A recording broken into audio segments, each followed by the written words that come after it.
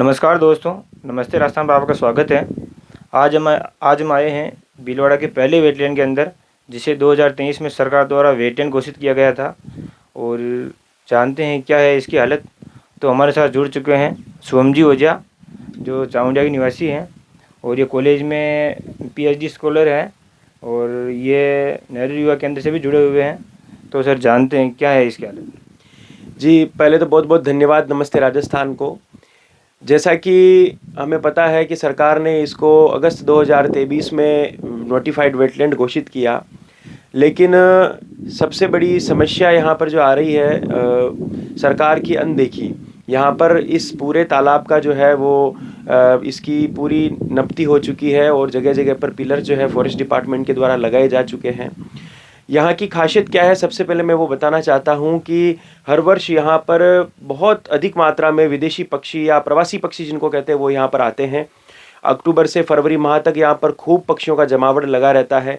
Mongolia, चीन और Europe से यहाँ पर बहुत सारे पक्षी आते हैं। इसी के साथ में इस तालाब की जो खासियत है वो ये है कि ये कुछ जगह पर तो उथला है और कुछ जगह पर गहरा है। और यहाँ की जो वेजिटेशन है, यहाँ के जो पेड़ पौधे हैं, उनमें कंटीली झाड़ियाँ भी हैं, देशी बबूल भी हैं। इसकी वजह से यहाँ पर पक्षियों को घोंसले बनाने में भी बहुत ज़्यादा मदद मिलती है। और सबसे महत्वपूर्ण बात होती है किसी भी कंजर्वेशन फॉरेस्ट को डेवलप होने के लिए, वहाँ की जो जनता है, वहाँ के नागरिक हैं और हमारे गांव के लोगों का जो धर्म के प्रति और इस तालाब को एक धार्मिक महत्व देते हुए यहाँ पर मछली पालन बिल्कुल बंद है। मछलियों को पकड़ना वर्जित है, पक्षियों को मारना वर्जित है। इसके अलावा पक्षी संरक्षण के लिए गांव के युवाओं की सहित ही बुजुर्ग भी बहुत अच्छा यहाँ पर जो है वो काम कर रहे हैं। इसी की वजह से आज ये तालाब हम लोगों को वेटलैंड के रूप में मिला है। लेकिन प्रशासन से हमारी ये मांग है कि यहाँ पर पक्षियों की बढ़ोतरी कैसे हो, इसके लिए कदम उठाए जाएं, पक्षी घर बनाए जाएं। इसके अलावा जो मूलभूत सुविधाएं हैं, जैसे अगर मान लीजिए कोई पर्यटक यहाँ आते हैं तो उनके लिए यहाँ पर कुछ बैठने की व्यवस्था हो और पक्षियों को ज़्यादा से ज़्यादा यहाँ पर संरक्षित कैसे किया जाए, इसकी पूरी एक डिटेल्ड प्रोजेक्ट रिपोर्ट तैयार की जाए, ताकि इस तालाब को विकसित करके यहाँ पर पक्षियों की आवक को और बढ़ाया जा सके। तो यहाँ पर और क्या सुविधा है आपके लिए पेड़ पौधे के अलावा? जैसे गांव वाले क्या करते हैं तालाब के लिए? गांव वालों का तो यहाँ पर बहुत योगदान है। जैसे पहला तो है पौधों का संरक्षण। देसी बबूल है, उनका संरक्षण भी हम यहाँ पर करते हैं, क्योंकि एक छोटा सा देसी बबूल जब बड़ा होता है तो उस पर घोंसले बनते हैं, तो उसका संरक्षण भी कर रहे हैं। अभी हमारी टीम जो है इस वर्ष लगभग 1000 से अधिक पौधे लगाने की यहाँ पर अभी पूरी मुहिम चला रही है और जल्दी हम इसके लिए कार्य करने वाले हैं। इसके अलावा गाँव वाले, अगर कोई व्यक्ति अगर हमें यहाँ पर लगता है कि वो संदिग्ध है या वो पक्षियों को मारने के लिए आ रहा है, तो हम लोग उसको पकड़कर उसको पहले समझाते हैं कि भैया यहाँ पर इस तरह का कोई भी काम, आपको गैर कानूनी काम नहीं करना है। फिर भी अगर वो नहीं मानता है तो उसके लिए गांव वालों ने एक जुर्माना निर्धारित किया हुआ है, जो नगद जुर्माना होता है, वो हम लोग लेकर उसको माताजी की पेटी में डालने का प्रावधान हम लोग करते हैं। तो अभी तालाब की मांग रही है पानी के लिए, जो पानी की कमी हुई है, इसे उससे तालाब में मछलियाँ भी मरी है।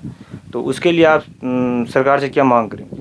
जी, देखिए, वेटलैंड का मतलब ही यही है, नम भूमि, और जब उसमें पानी नहीं होगा तो नम भूमि का कोई औचित्य नहीं रह जाता। और कहीं ना कहीं ये देखिए, आपकी तालाब की जो आव है, जहाँ से पानी आता है, अभी वो कहीं बहुत जगह पे अवरुद्ध है।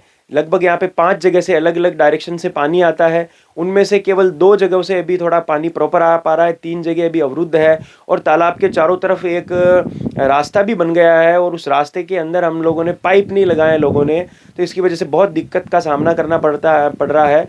तो मैं चाहता हूं कि प्रशासन इस ओर ध्यान दे और अभी बारिश शुरू ही हुई है तो पानी की आव को मजबूत करे। अगर कोई रास्ते अवरुद्ध हैं तो उनको खोला जाए, ताकि ये पूरा तालाब भरे और पूरे वर्ष इसमें पानी रहे। और यहाँ पर पक्षी कब आते हैं? पक्षी यहाँ पर अक्टूबर से फरवरी लास्ट तक यहाँ पर पक्षी रहते हैं। और ये जो पक्षी हैं, ये मैंने पहले भी बताया कि मंगोलिया से, चीन से और यूरोप से आते हैं, जिनमें डोल्मेशियन पेलिकन, बार हेडेड गूज और पेंटेड स्टॉर्क एक बहुत अच्छी प्रजाति है। और यहाँ पर भीलवाड़ा ही नहीं अपितु भीलवाड़ा सहित शाहपुरा, अजमेर और राजसमंद, इन सब जिलों में सबसे अधिक देखें तो चामुंडिया तालाब में जो है वो सबसे अधिक पेंटेड स्टॉर्क आते हैं और लगभग 200 से 300 कॉलोनीज यहाँ पे उनकी बनती है। चामुंडिया तालाब की विशेषता भी मानी जाती है कि यहाँ इस तालाब के पानी से सिंचाई नहीं होती है, तो उसके बारे में आप क्या कहें? जी बिल्कुल, बहुत सही आपने कहा।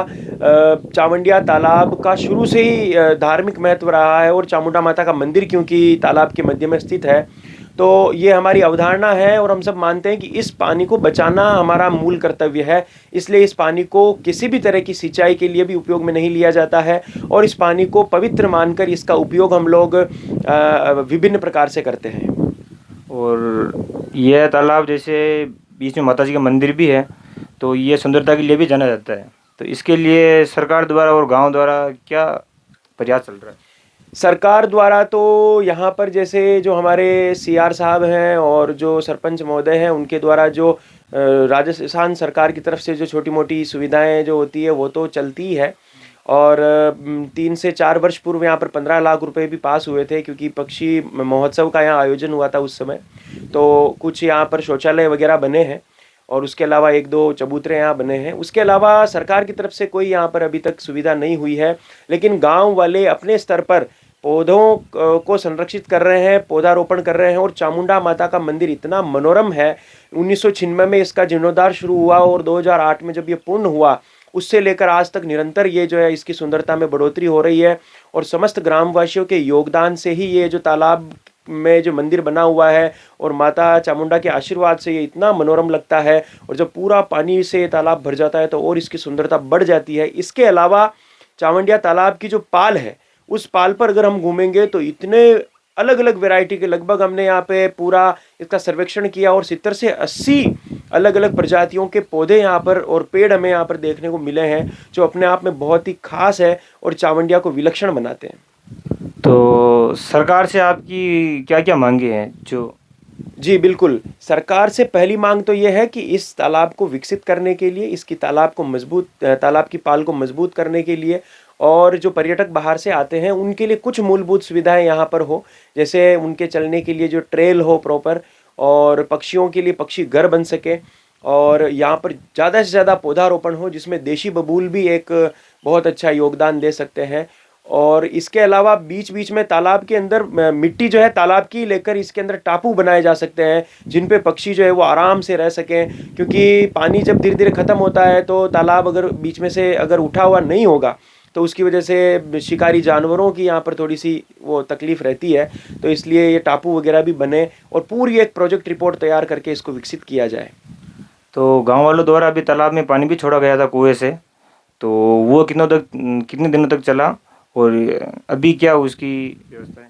बिल्कुल, इस साल पानी इतना कम हो गया था कि मछलियां जो है मरने की कगार पर थी। और हमारे ही गांव के, मैं नाम भी ले सकता हूं, हमारे सत्तू भाई साहब हैं, इसके अलावा हमारे सुशील जी हैं, और सौरभ जी जोशी हैं, और सुनील जी सेन हैं, और प्रमोद जी पुरोहित है। बहुत सारे हमारे साथी हैं जिन्होंने मिलकर ये बीड़ा उठाया, और पिछले 1.5-2 महीने से लगातार इस तालाब में अपने कुएं से निजी तौर पर इन लोगों ने मेहनत करी और पानी छोड़ा है। उसकी वजह से थोड़ा बहुत पानी बचा हुआ है, और अभी 5-7 दिन पहले से लगातार मछलियां मर रही थी और इतनी सड़ांध मार रही थी, क्योंकि पानी कम हो गया और मछलियों की संख्या ज़्यादा थी, तो कहीं ना कहीं जो उसका डिजोल्व ऑक्सीजन लेवल है वो बहुत कम हो गया था, और उसकी वजह से बहुत दिक्कत हुई। लेकिन अभी पानी छोड़ा जा रहा है निरंतर, 2-3 दिन में हम पानी इसमें छोड़ देते हैं हमारे साथी, तो उससे जो है बहुत अच्छा हम लोगों को फ़ायदा हुआ है इन मछलियों के लिए।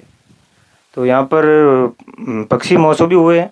बिल्कुल सर, बिल्कुल, पक्षी महोत्सव भी यहाँ हुए हैं। सन 2017, 18 और 19 लगातार हुए थे। फिर कोविड के बाद कुछ स्थितियाँ विपरीत रही, इस कारण से नहीं हो पाया, लेकिन पक्षियों की आवक अभी भी वही है। हर वर्ष पक्षी उतनी ही संख्या में आते हैं और बढ़ भी रहे हैं। नई नई प्रजातियां यहाँ पर जो कभी नहीं देखी गई पूरे भीलवाड़ा में, वो यहाँ पर देखी गई है। और एक प्रतिष्ठित पक्षियों के लिए एक वेबसाइट है, ई बर्ड करके एक वेबसाइट है, जिस पर सन 2019 में पूरे राजस्थान में सबसे ज़्यादा प्रजातियां इस चावंडिया तालाब में देखी गई थी। इसका एक रिकॉर्ड भी है।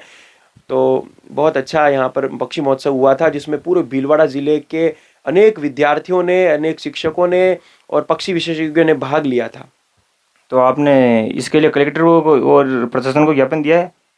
जी, हमारी जो है मीटिंग हुई है 1-2 बार प्रशासन के अधिकारियों के साथ। हमने वन विभाग के अधिकारियों के साथ भी मीटिंग की थी, और हमने हमारी बात वहाँ पर रखी, क्योंकि सबसे महत्वपूर्ण मुद्दा है यहाँ पर पानी की आवक को बढ़ाना।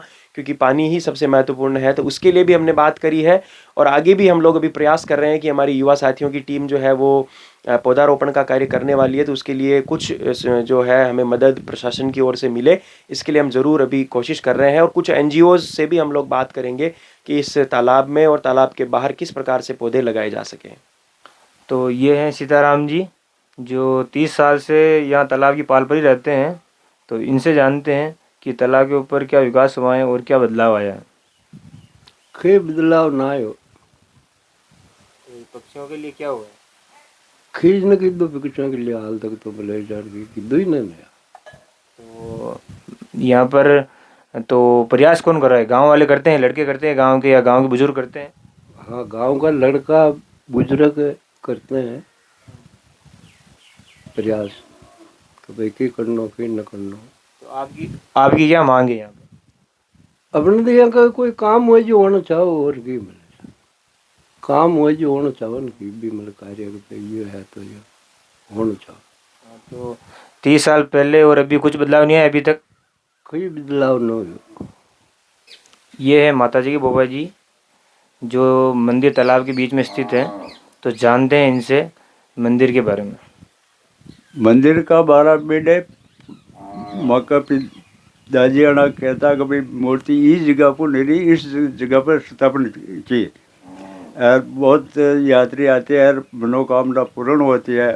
यार पुराना तालाब है, 500 बीघा का तालाब है और मनोकामना पूर्ण होती है। महाराणा सांगा जी शमशान भूमि भी यहाँ है। मतलब बहुत चमत्कारी जगदम्बा है। और तालाब को विकास कुछ नहीं हुआ अभी तक, मछलियाँ मर गई और कोई सुनाई नहीं है। तो और ये गांव वालों द्वारा ये प्रयास हो रहा है तालाब के लिए? तालाब के लिए गांव वाला कोशिश कर रहे हैं, आप कर रहे कौन है? ये बात है, मछलियाँ के लिए पानी की व्यवस्था जरूरी होनी चाहिए। और सब वन विभाग में दे दियो तो अभी तक के कार्रवाई कौन है, के काम ही नहीं है। तो सोम जी, यहाँ पर जैन धर्म के अवशेष के लिए भी बताया गया है और महाराणा सांगा की समाधि के लिए भी बताया गया है। तो उसके बारे में आप बताइए। जी बिल्कुल, धार्मिक महत्व और प्राकृतिक महत्व के साथ साथ चावंडिया का ऐतिहासिक महत्व भी है। और इस पूरे चावंडिया तालाब के आसपास जैन मंदिर के अवशेष हमें देखने को मिलते हैं, जो लाल बलुआ पत्थर में बने हुए हैं और बहुत प्राचीन ये रहे हैं। इसके अलावा ऐसा कहा जाता है कि जब राणा सांगा युद्ध करके लौट रहे थे और अपने अंतिम समय में उन्होंने अपने जो है प्राण इसी चावंडिया की तालाब की पाल पर त्यागे थे। और इसके बाद उनका पार्थिव शरीर यहाँ से मांडलगढ़ ले जाया गया और वहाँ पर उनकी समाधि और छतरी आज भी बनी हुई है। इसके अलावा यहाँ पर एक शिलालेख है, एक शिला है जिसके ऊपर पुरानी भाषा में लिखा हुआ है यहाँ का इतिहास और राणा सांगा की जो यहाँ पर देवस्थान हुआ, मृत्यु हुई, उसके बारे में। और तो इसीलिए कहीं ना कहीं इस चावंडिया तालाब के आसपास का जो क्षेत्र है इसका पुरातात्विक महत्व है और पुरातात्विक सर्वेक्षण भी करवाना चाहिए, ताकि इस ऐतिहासिक धरोहर को भी बचाया जा सके और जैन धर्म का जो इतिहास है उसको और संवर्धित किया जा सके। तो ये थे हमारे साथ सोम जी ओझा, जो एमएलए कॉलेज भीलवाड़ा के अंदर PhD स्कॉलर है। और इन्होंने जो चावंडिया तालाब के बारे में इतिहास बताया है, जैन धर्म का हो या महाराणा सांगा का हो, वो बहुत ही ज़ोरदार है। और ये तालाब ऐतिहासिक तालाब है और ये अभी तक इन जो जानकारी मिली है इन्होंने बताया है, इसके अनुसार प्रशासन द्वारा भी कोई काम नहीं हुआ है यहाँ पर पक्षियों के लिए और तालाब के लिए। और प्रशासन को इसके लिए प्रयास करने चाहिए। बहुत अच्छा तालाब है ये, बीच में माता जी का मंदिर भी बहुत सुंदर है। तो इसी के साथ मैं अक्षय ओझा, नमस्ते राजस्थान।